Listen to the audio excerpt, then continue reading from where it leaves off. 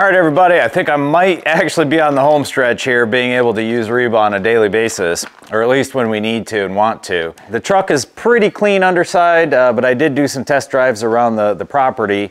So I'm gonna get under here today and take a wire brush and then just a stiff bristle brush and then probably a vacuum as well. Try to get all the rest of the dirt and crap and knock loose all the rust and get it prepped. I'm hoping I can get that done in less than an hour, and then I'm off to the races spraying this surface shield. This is literally the last thing I wanted to get done before I start driving it. So I picked up these cheapo, like $2.50 from Wally World, and they actually feel pretty nice. Now they're gonna be a little bit small, I can tell, but I don't care. As long as they keep that crap from getting in my face or in my eyes. And then another, I think, $4 for a face mask. So I'm gonna put this on along with the goggles, and hopefully that'll keep most of the crud out of my hair and out of my eyes, more importantly. Alrighty, I'm gonna get suited up and get this thing cleaned, and then we're gonna start spraying and undercoating. I'm done underneath as far as I'm concerned anyway. Lessons learned real quick, or tips. Definitely wash as much of the dirt and mud and grime off, you know, whether you go to a car wash in town and use the hand sprayer, or if you got a pressure washer. Fortunately, this thing was pretty clean.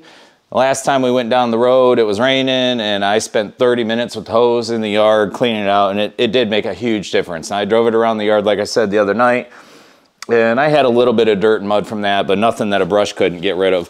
Speaking of the brush, these are the tools that I used, and I'll tell you, I didn't use that one at all. I used this one just to get a little bit of the mud behind the rear tire that had sprayed up. Mostly it was just these 3 wire brushes. Now, the rust under this thing was mostly just surface rust.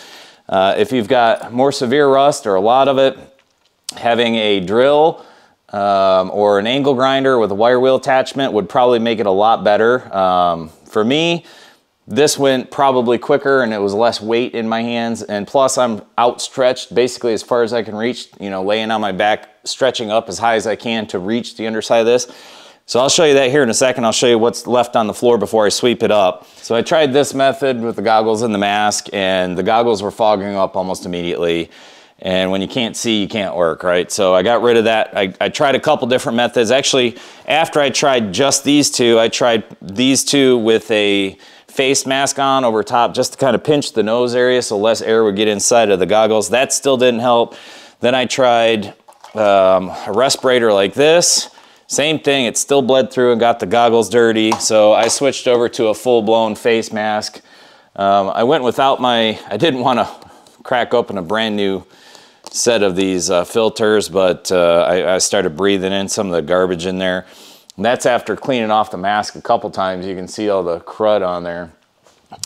Anyhow, that worked the best for that. This little dude for getting crap, this is a hard bristle, skinny little brush. That worked good for getting in and out of some of the little crevices that just had just some loose stuff, you know, whether it's flaked off paint or some grime, or there was some sort of undercoating under this thing at one point.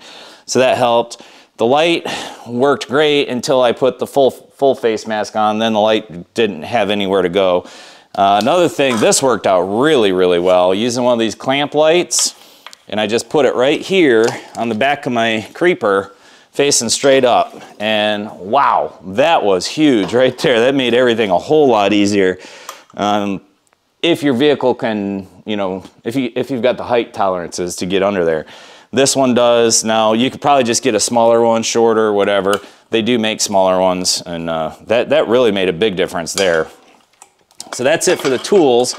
Let me show you underneath right quick. I did have the other halogen lamp over there going. All things considered, compared to struggling and fighting and just constant battle to get anything done or find parts or get something fixed, this is relatively just mundane. Get under there and get after it, you know? So it took about 2 hours. It's pretty thorough though. Let me grab the creeper and we'll see what we can see underneath. Like right here, that's just outside of a rocker, outside the door, or just inside of a rocker. That's some of the worst stuff right there, but even that's not all the way through. Back here was the only spot that was all the way through on the front half, and I fixed that. Well, actually, it was this spot, sorry. I punched that out and fixed that. Just a little surface stuff here and there. Same thing with the frame, not too bad. Little bits here and there, most of it's pretty solid. Inside of crevices like that, obviously you can't really reach it, so I'm not gonna worry about it. Back here took a little while, just because there's such a big area of just straight sheet metal. This is the very back floor, so the back seats would be right about here. The back floor, where the third row seating is here, and it's just huge chunks of sheet metal. And I kind of had to go over the whole thing several times, and that's just outside of my reach, so I had to, you know, sit up, half not. Couldn't really get up under the fuel tank there, so I'm just gonna spray it as best I can. Insides of the frame rails, I got where I could. You know, in here, got around all the wires and cables and hoses, but it really doesn't look that bad. Nothing I'm super worried about. And I am going to spray the back sides of these drums, the wheel wells, these rear wheel wells. They look worse than they really are. That's actually pretty stout steel right there. Getting up behind there, I'm going to be using that spray wand, but even inside of there, it doesn't look too bad.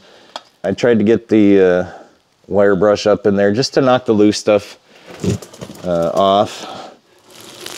All right, so next I'm going to get a big air wand out. Oh, geez. And those are just homemade. Alrighty, once this is cleared out, I'll go ahead and get the stuff set up, the surface shield. I had it sitting in front of the torpedo heater. They recommend that you heat it up, and you know, they say, you know, put your bottles in like a 5-gallon bucket of warm water. I'm not gonna bother with that. I sprayed it before about 70 degrees and it sprayed just fine, so I'm not worried about it at all. All right, just got done blowing out the underside, and I think this easily could have been the dirtiest part of the whole job.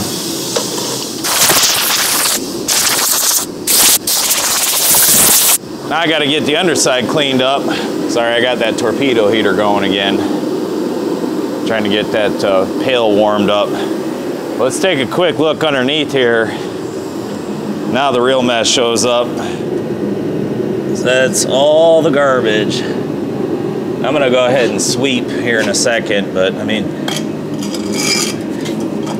just look at the amount of crud here. All that crap, but it definitely looks way better under here now. And kind of debating next time if I don't just use the blowgun to start with, because man, it knocked loose a ton of stuff. But I mean, I think we're ready to spray this thing. All right, well, after sweeping up, here's our pile.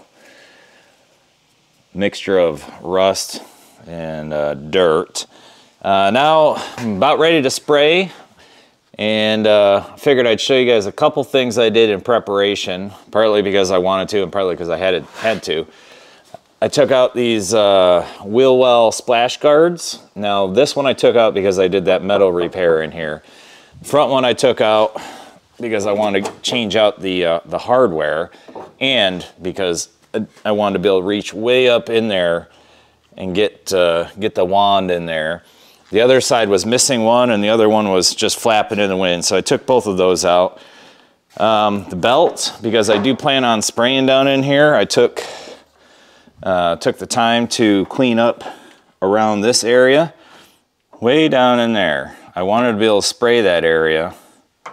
Come on, focus.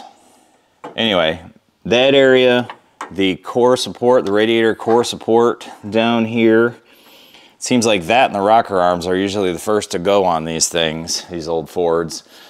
And then I took the battery out because I figured I'd go ahead and hit that battery tray, which it obviously needs it. And same thing, I want to be able to easily get way down in there to spray that area. Just a real quick look at the radiator core support. You can see how it's pretty rusty already. So I'm going to be spraying that from the top and the bottom. Inside these rails over here, the frame rails. Ouch, just bonked my head. So those are the things I did to prep. to make this go a little bit smoother, easier. That way I'm not spraying my brand new belts or the battery, just to be able to get in there. Now I'm not gonna bother showing the whole process. I will show the stuff that I have, the setup. Repair Geek, that's his name, Repair Geek. He has multiple videos on how to apply this stuff, so I'm not gonna bother with that. I bought this Woolrich kit, bought off Amazon. It's $100, and he actually went through and he did a whole product comparison between this one, 2 more expensive ones, and like 3 cheaper ones. This kit was kind of dead smack in the middle at $100, but you get 3 bottles with it, which is friggin' amazing. That's so cool. And he said this one sprays almost as good anyway, as the more expensive ones. And there's things that he likes more about this one than the more expensive ones. Comes with 2 wands, a regular spray nozzle, and 3 bottles, and the handle assembly itself. So for $100 for this kit up, and then I bought the 5-gallon jug of Surface Shield. I'm not gonna lie, it's expensive. I think I paid $300. It's either $200 or $300. It was off of Amazon, a standard thing, but I know this thing's gonna take probably a gallon, and I've got 4 other vehicles sitting out here. I'm not gonna put nearly as much effort into them, but I'm still gonna spray them probably over the winter, or at least here in the next few months, I don't know. But I know I'm gonna use that. And when you do the price comparison between the spray bottles, the 1 gallon, and the 5 gallon, you're paying way less for the 5 gallons per ounce, per gallon, whatever.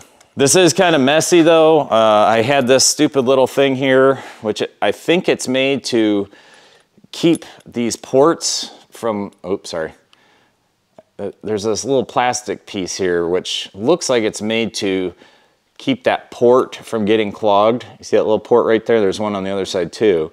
But I had it fall down just enough to where it did catch, and it actually blew the can off. Fortunately, I had a hold of it, but I'm tempted to just take that off because I'm gonna be spraying with one hand and holding the wand with another hand. The last thing I wanna be doing is worrying about this bottle flying off.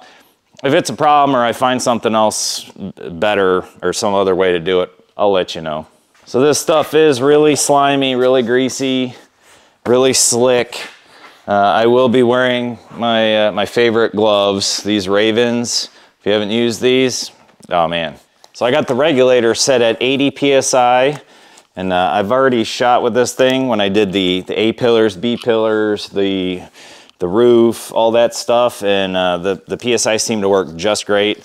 Now granted, most of that I couldn't actually see it spraying because I had it stuffed into cavities. So we'll see how this does. Again, Repair Geek, he does a really good job of explaining this guy and how to use it. It's not too difficult. This right here, and the instructions that come with this tell you right out of the gate. So you break this jam nut here loose, and then you can screw the nozzle in or out. The further in you go with it, the less spray you're gonna get. The further out you go, the more spray you get. And I have found that with a hose, oh, you know, that's what I was gonna do. I was gonna use my smaller hose. I have a 1/4-inch hose that I use for spray guns.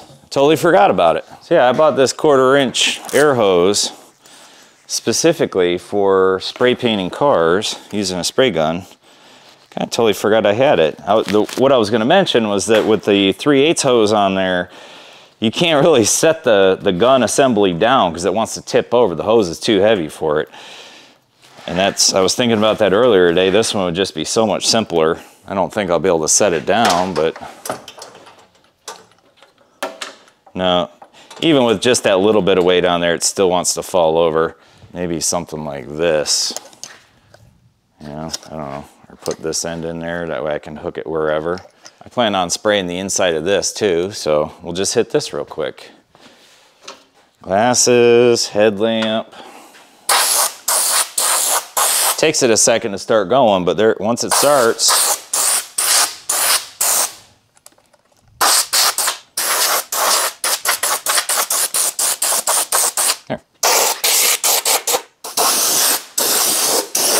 you can see it puts out quite a good amount.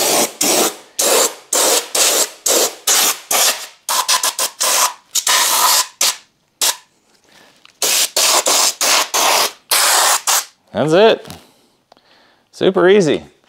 So I'm gonna get to it, and if I come across anything else during the process, I'll let you all know. Well, there I was, 2/3 of the way done, about, and the doggone power goes out. No. Yeah. Thou shalt not finish this day. What can you do? I mean, we had a thunderstorm roll through. Alrighty, we'll pick back up. It's looking really good though. As a matter of fact, that is one thing I can show right now. Super, super happy with it. So basically got the whole front end done, all the way up to just past the transmission is done. But got basically everything coated. And I'm really happy with it. It's turned out really good. There's a little bit of a smell to it. Nothing that's horrible by any means. All right, so here we are, next day, power's back on, obviously. So far, we've gone through almost 3 quarts.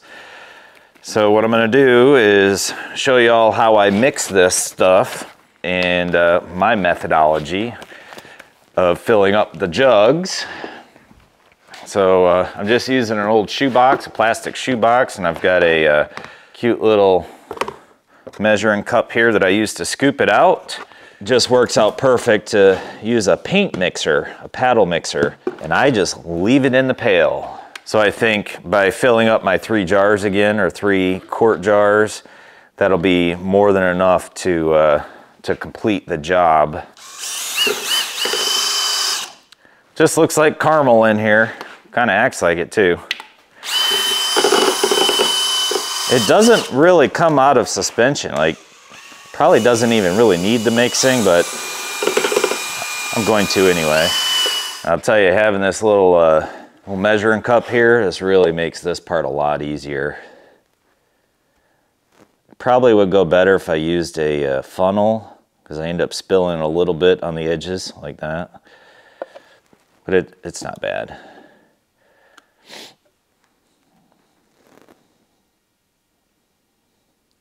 There's one. And I just use this little shoebox, that way I don't have to worry about cleaning everything pristine every time. And yeah, this stuff is not exactly cheap, so anything I can save and not throw out on a rag would be great. I would highly recommend putting your caps back on anytime you're not actively using it. I would hate to have to clean a mess of this crap up off the floor. So I'm not really sure how the mess is gonna be on the floor under this after we're done. I know I've got it, you know, kind of all over myself. I don't think it's gonna be that bad. And I'm just gonna take a pile of dust or sand or something and spread it down and sweep it up back and forth like I would any other oil spill. All right, we're back after lunch and a well-deserved shower. I haven't been that excited about getting cleaned up in a long time. I'm basically done with the underneath. Well, not basically, I am done. I still need to reinstall the mud splash guards in the rear wheel wells.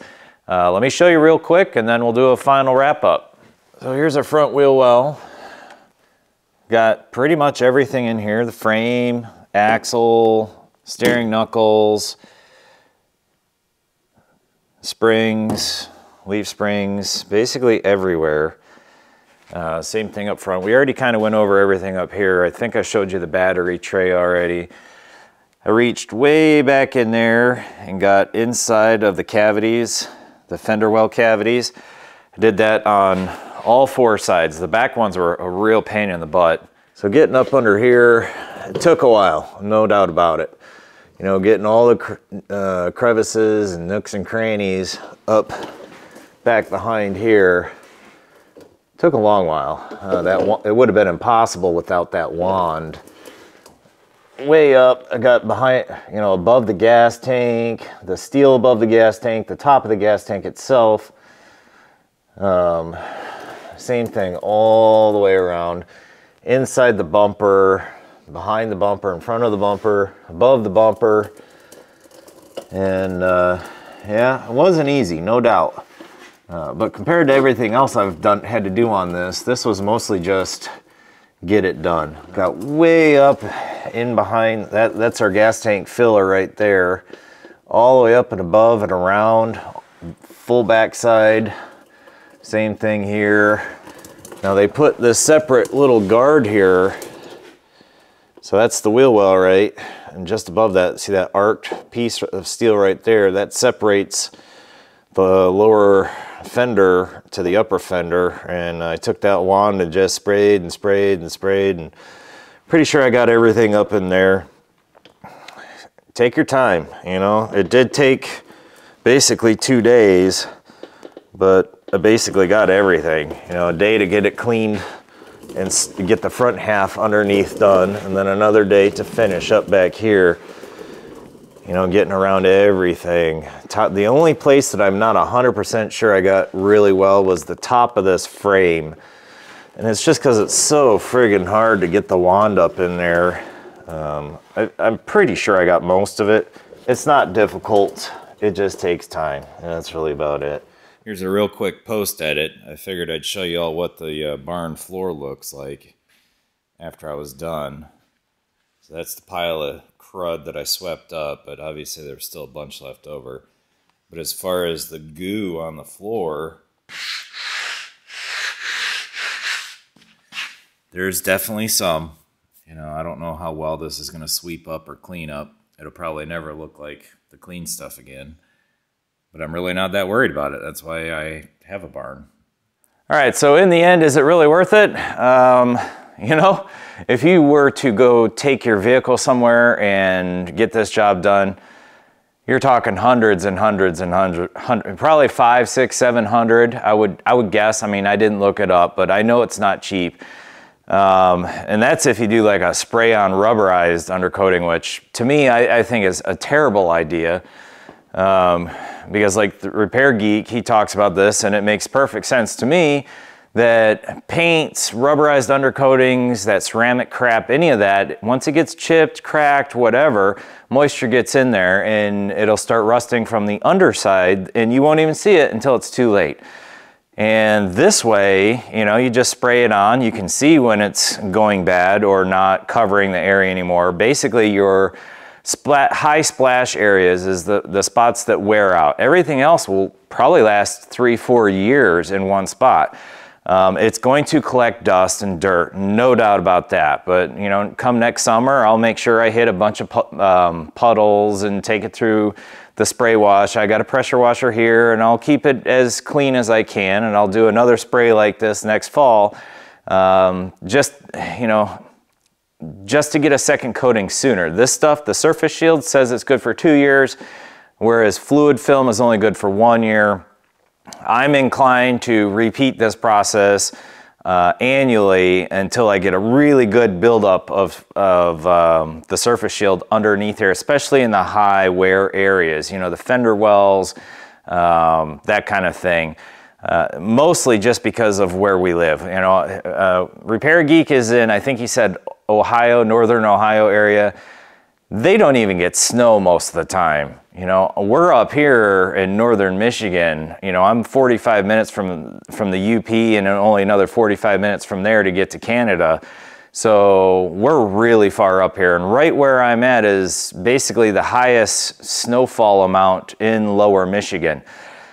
We get a lot of snow and a lot of mud and a lot of salts on the roads, and you know, I'm just thinking off the top of my head, just going up and down my dirt road, living on this dirt road, slinging that, especially with tires like this, slinging all that dirt within the wheel wells, it's gonna wear this Surface Shield off in less than a year. I can almost guarantee that.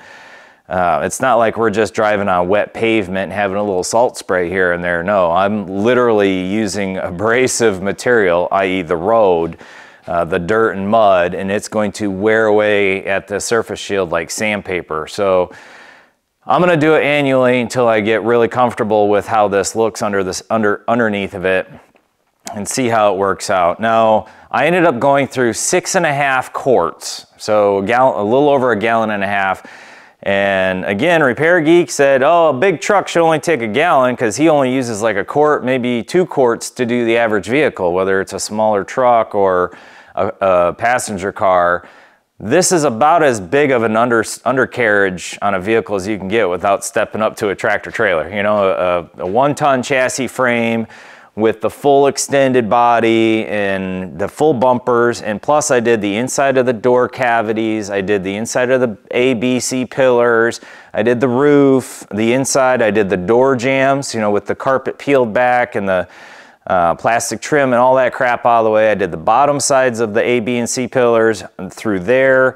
I did inside the hood, these reinforcing panels on the hood, the battery tray, you know, everything. And it took me a little over 1.5 gallons. So I think that's pretty good. Now, I shouldn't have to do the door cavities again, the hood, the battery tray, that kind of stuff. So next time I do it, I would expect to go through maybe half of what I went through this time, 3-4 quarts. I'm assuming this stuff lasts for several years. We'll find out, you know, only time will tell how good it lasts on the vehicle and how long a single 5-gallon jug will last me. Well, hopefully that helps. Hopefully you enjoy seeing the old Centurion here. I know I'm dying to start driving her every day, or at least a couple times a week. Thanks for checking out the video. If you got any questions or comments, you know what to do with that. Keep yanking on them bootstraps. We'll see you on the next video. And if you do have any suggestions for, you know, future how-tos, DIYs, stuff like that, you know, please throw it in the comments. I'd love to interact with everybody and, you know, get something else out there. I do basically everything around here. I'm a full-on DIYer. I built the barn. I do plumbing, electrical, woodwork, mechanical, metal fab. Farming, you know, I just put in a pasture, cleared land and put in a pasture. So check out some of those videos, and you know, be more than happy to check things out for you and go over things, even come up with something special. So again, thanks for watching. We'll see you on the next video.